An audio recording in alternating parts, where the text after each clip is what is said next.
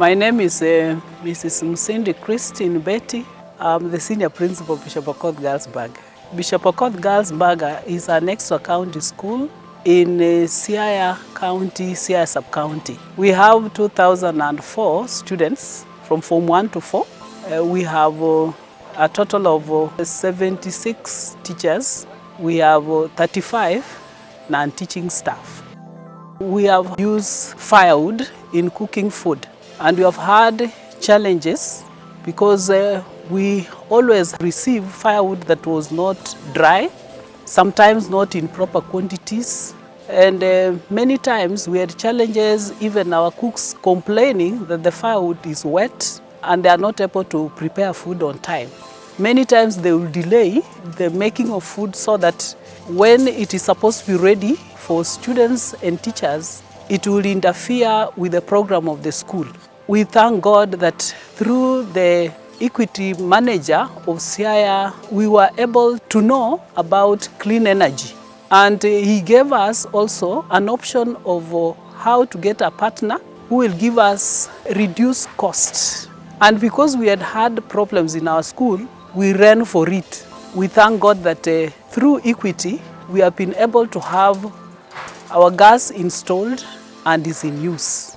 Kazi ya kupika na kuni imekuwa hectic, haijakuwa vizuri. Kwa sababu wakati kuni inakuja saa ingine haijakauka vizuri, saa ingine haijaingia in time. Sasa unajua ikipasuliwa, ukiweka kwa moto, haiwaki vizuri saa ingine. Sasa haipiki haraka, alafu inatoa moshi. Hiyo moshi inatu affect macho, na tukiinhale pia watu wengine huwa wanakohoa. Tunapata madhara kama hizo. I would like to encourage other schools who have not embraced the idea of using clean energy to do so. It is good, it is efficient, it is cheaper. I would like to thank Dr. Mwangi, who talked to us about clean energy when we were in CASPA conference in Nairobi. Our regional manager and branch manager. I want to thank the board of management, more particularly our chairperson of the board, Dr. Lillian Odera, who has always been supportive whenever we come up with projects that are making our school move. I want to thank our parents, because it is through the parents that we get money that we are using to pay for these projects, and even the government of Kenya. Through the free day secondary education funding, we also get funded. Our students are so happy that we are using gas. I'm sure even as they grow, they'll always want to use clean energy because they saw it in their school.